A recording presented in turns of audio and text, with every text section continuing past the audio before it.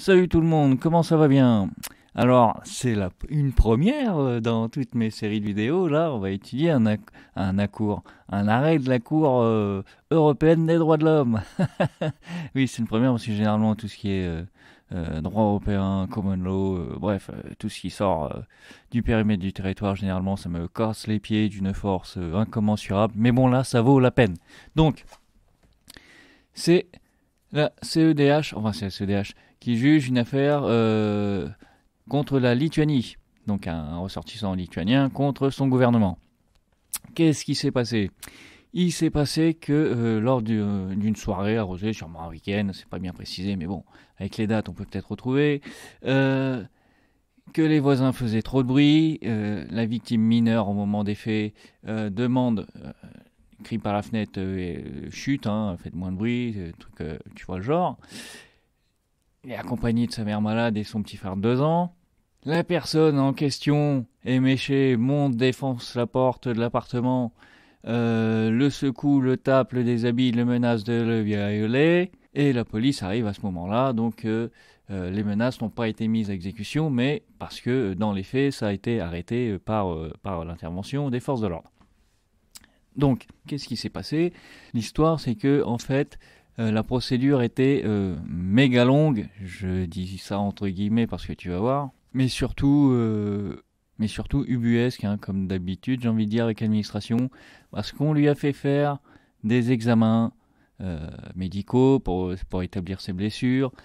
Ils ne sont pas arrivés, on lui a demandé d'en refaire, il les a pas envoyés je sais pas quoi, on lui a demandé d'en refaire, finalement ça ne caractérisait pas suffisamment les violences qu'il dénonçait, alors on lui en a redemandé, ça a été un petit n'importe quoi cette affaire. Ensuite, au niveau de la tenue des audiences, bon bah évidemment, je veux dire c'est une coutume, la première, les avocats demandent un report, ça c'est obligatoire, c'est la tradition, Apparemment en Lituanie aussi, donc ça va, c'est une pratique répandue partout, mais c'est la tradition. Première audience, demande report pour préparer le dossier, c'est systématique. Donc ça, il y a eu des reports qui ont été faits parce qu'il y a eu des vacances, des uns ou des autres, et des tas de trucs comme ça, bref, voilà.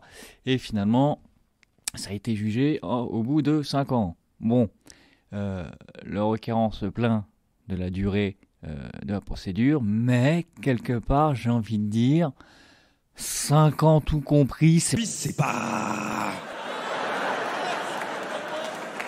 En France, en tout cas, on est dans la moyenne, C'est pas acceptable, évidemment, mais on est dans la moyenne. Donc le requérant, évidemment ou pas, se plaint de la longueur de la procédure, mais surtout de la sentence qui a été prononcée à l'encontre de son agresseur, parce que lui aussi, finalement, a bénéficié du préjudice porté par la longueur de la procédure, en vertu de l'article 6 de la Convention des Haches, qui veut un procès équitable. Parce qu'il a été condamné, finalement, à 3 ans de prison, mais avec sursis, du fait que la procédure était trop longue pour lui aussi, et que comme il vivait en Angleterre, tanani tanana, il l'avait d'abord séquestré, il avait d'abord retiré ses papiers, interdiction de quitter le territoire en attendant, finalement ils l'ont relâché, et puis ça a pris un temps pas possible, et donc voilà, il est reparti, et puis il est revenu, et puis donc ils l'ont condamné, il a fait appel et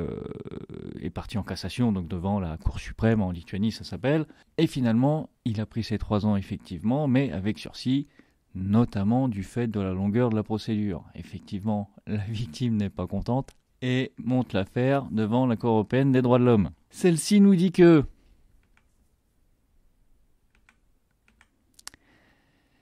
elle rappelle que l'obligation de mener une enquête efficace comporte également une exigence de célérité et de célérité raisonnable. Donc on peut comprendre effectivement qu'il faille prendre le temps de prendre le temps, mais que voilà quoi.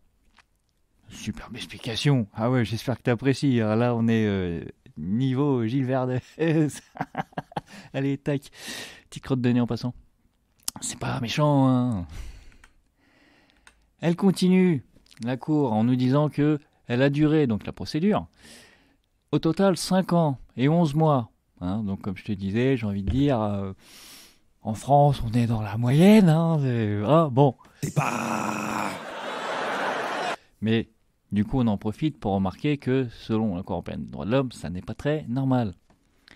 Plus d'1 an et 3 mois ont été passés au stade de l'instruction préliminaire et 3 ans et 2 mois au stade de l'examen de l'affaire par le tribunal de première instance, donc les reports d'audience, tanani, tanana, tout ça. Et la Cour argumente que selon le rapport explicatif de la Convention de Lanzarote, la durée excessive d'une procédure peut être comprise par l'enfant victime comme un déni de son témoignage ou un refus d'être entendu et pourrait exacerber le traumatisme qu'il a déjà subi. Donc la Cour précise bien, là, elle s'explique et dit que c'est une charge supplémentaire au préjudice de la victime, la durée excessive de la procédure. Et ça, c'est bien. Ça va nous servir dans bien des cas. Et donc ça, c'était par rapport à la durée de la procédure, donc, qui était un des points que voulait contester la victime. Mais, je t'ai dit aussi, la sanction la sanction prononcée contre son agresseur. Donc j'ai pas fait le détail du code pénal lituanien pour savoir comment ça se fait que la partie civile pouvait contester la sanction prononcée contre l'agresseur, mais bon, a priori, soit c'est possible chez eux, soit c'est un argument qu'on peut porter de manière supplémentaire devant la Cour européenne. Là, je peux pas te dire, je t'ai toujours dit, l'Européen, ça me casse les pieds, ça me casse les pieds. Mais pourtant, apparemment, il va falloir s'y intéresser. Donc, tout ça pour dire, en ce qui concerne la sentence des 3 ans, j'allais dire des 6 mois, des 3 ans avec sursis,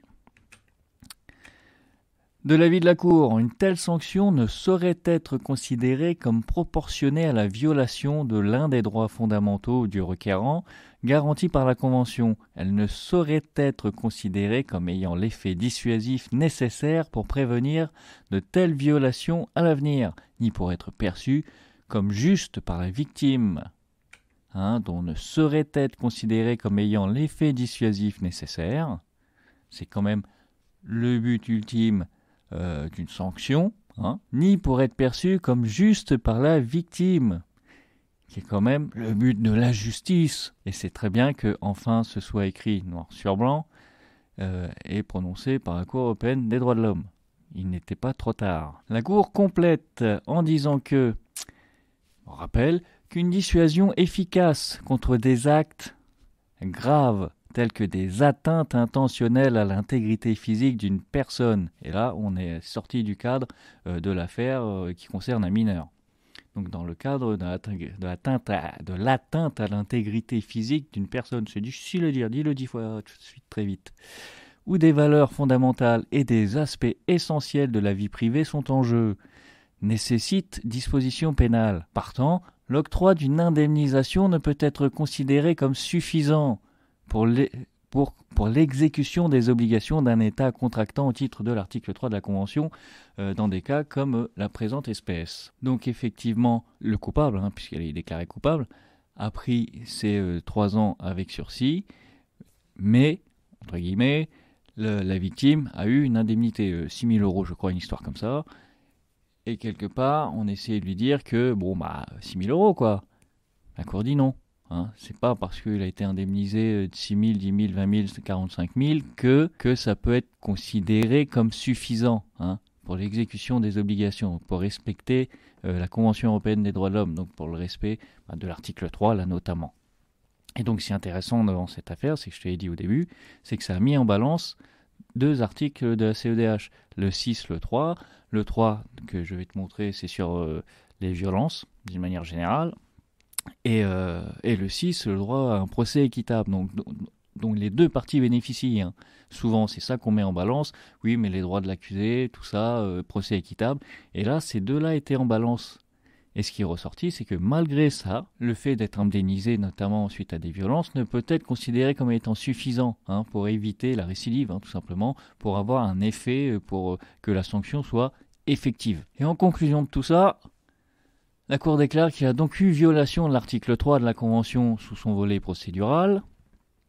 Article 3 qui nous dit que nul ne peut être soumis à la torture ni à des peines ou traitements inhumains ou dégradants. Donc tu vois, c'est assez large et ça a été appliqué dans le cas de l'espèce, c'est le cas de le dire.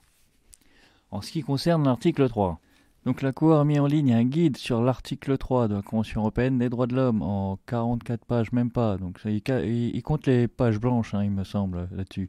Donc, considération générale, interdiction de la torture et des peines ou traitements inhumains ou dégradants infligés ou facilités par des agents de l'État. Il y a la même pour administrer par des agents non étatiques. Obligation d'enquêter sur les allégations de torture, de traitement et de peines inhumaines ou dégradants. Et la liste des affaires citées. Et ce qui est bien dans ce document, c'est que ce type de document, c'est que le sommaire, tu peux naviguer grâce au sommaire. Donc voilà, si ça t'intéresse, je te mettrai le lien en description. Voilà, voilà. Bon bah écoute, je laisse là-dessus. Donc voilà, tu vois, c'était plutôt encourageant parce que là, effectivement, deux articles très importants ont été mis en balance et celui qui, finalement, in fine, hein, pour utiliser le terme consacré, défend les droits de la victime, a été favorisé. Dans le cas de l'espèce, parce qu'il s'agissait de mineurs, ça a joué beaucoup, mais voilà, hein, la décision existe.